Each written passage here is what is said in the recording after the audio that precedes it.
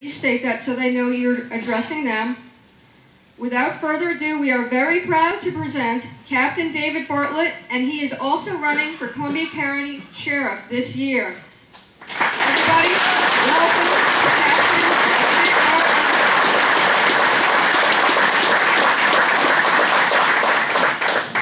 Thank you, everyone. And I want to thank you for having me come here tonight. Sheriff Harrison could not be here this evening. His dad had some medical issues, and so that's why you get my smiling face here tonight. So, first of all, I'd like to go over the SAFE Act. I'm going to be speaking as far as how the Sheriff's Office feels. That's why I'm here this evening. And there are a couple of decent things in there, but there's a lot of bad things in there also. So I'd like to go over it, not all of it, but a couple of things and hit on some key points, because there's a couple of points that I think are very important to touch on. Starting out with some of the good things, the restrictions on FOIL requests. I think that's huge. They should not be allowed to get our pistol permit information, and if you haven't already done so, you can fill out the forms. I believe you can get them online. You can get them at the county clerk's office, so they cannot get your personal information. It's real important to do that. Got him here tonight. Okay, we've got him here tonight, right in the back. Our clerk, Holly Tanner's in the back. She has the forms. If you have not filled them out, please fill one out. And we Holly said earlier at some gatherings, what will happen to them is something goes on that. Holly, correct me if I'm wrong. If for some reason they don't go to Albany, you will shred them? I'm sorry, say that again? You will shred them?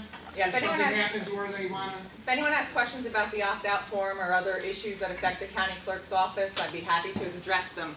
Opt-out form is a county clerk form. They're not going anywhere other than my office, potentially to the judges who are the licensing officers in this county. If the governor asks for them, which I have not heard that he wants, he'll have to take me to court. I will shred them first.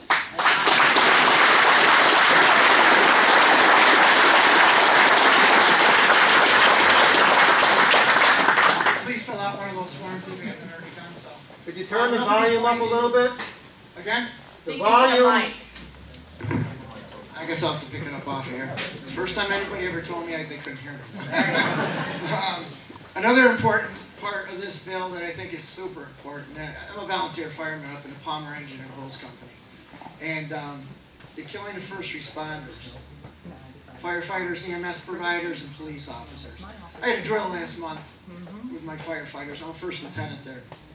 And I'm teaching firefighters cover drills because 2 West Webster firefighters were killed in the line of duty. It's getting pretty sad. So that's another good part of this bill that they really need to still follow through because they're trying to mask it with some other things that aren't so good. The safe storage of firearms, they're never going to be able to touch that one because how are they going to come into your house and check on that? One real big one, I've been talking about this for a long time, is the increased penalties for crimes involving weapons. I said, you know, if somebody's going to pick up a weapon and they're going to commit a crime, then hammer them. Hammer them. Because it's not the law-abiding citizens out here that are doing this, it's the criminals. And any criminals that I've arrested, they haven't had their guns legally.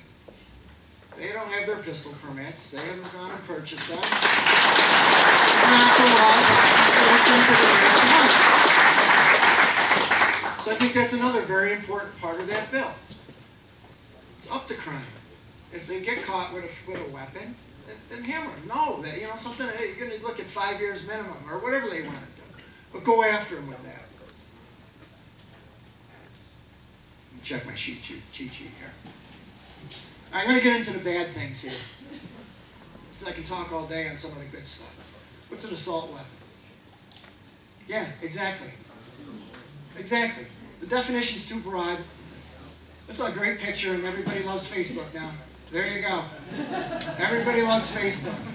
And they had a wonderful photograph of just a long gun, not sure the caliber, fixed stock.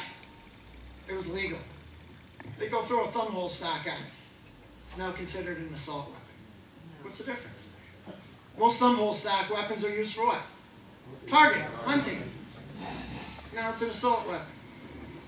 I believe the vice president told all the girls to go out and get a shotgun. Right?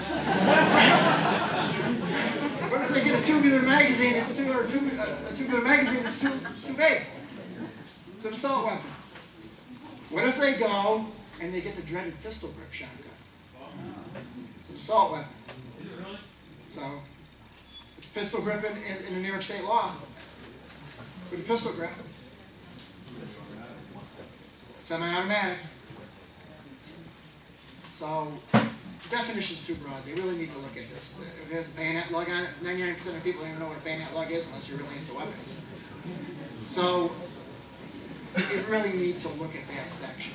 Okay, so that's number one, the assault weapons. Number two, magazines. 7-round magazine capacity.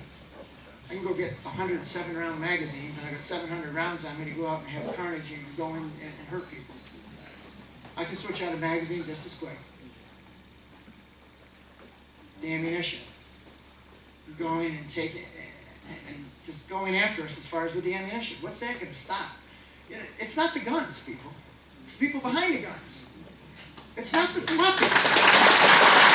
And that's something that the people need to look at and to repeal.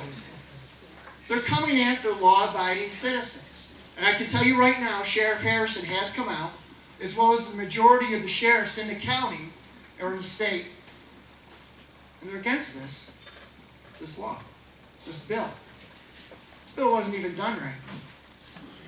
These men and women had roughly 2 hours to look at the bill.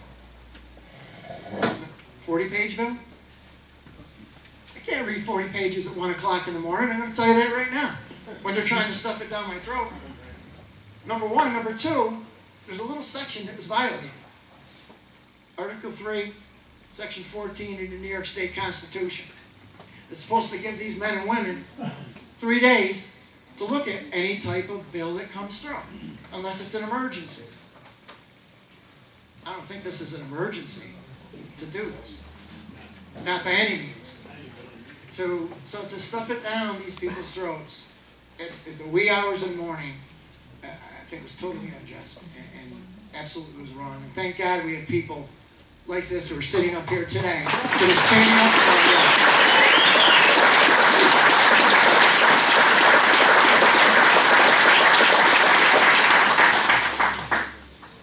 We've got another thing that I'm very, very passionate about.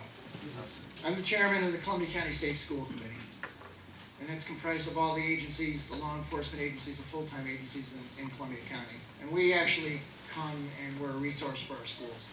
I wear my heart on my sleeve with that one. I've got my kids in the schools. They want to take all the school safety plans and put it into the hands of the state. Now, nobody knows our schools better than our local agencies, our sheriffs, and our local state police. Okay? Our local cops. Because I know I can go and talk to the principal, the superintendent.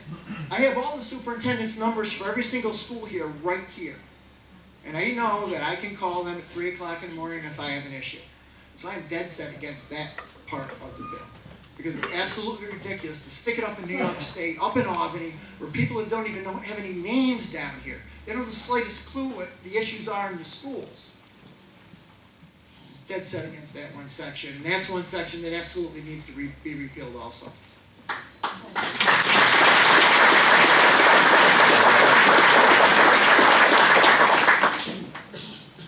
Again, I've touched on the method of how the bill was passed. I'm going to get into as far as the sheriffs and their constitutional obligations. We've taken an oath and we've raised our right hand to uphold the Constitution of the State of New York and the Constitution of the United States. And in doing that, the sheriffs will continue to enforce all the laws of the state and will protect the rights of all the citizens, including those rights guaranteed by the Constitution. We will not be coming to people's houses, law-abiding citizens' houses, to confiscate your weapons.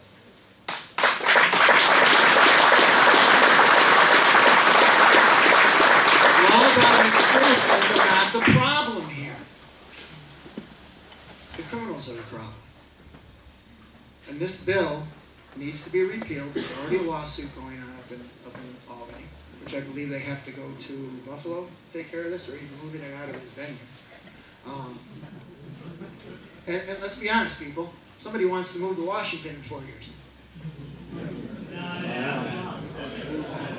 Okay? Somebody wants to move to Washington, and this was not thought out. This was not thought out. It needs to be repealed. And again, there are some good parts in there. There really are. But some of the stuff really needs to have a second look at it, and you know where we're at now. And I'd like to take any questions at this time.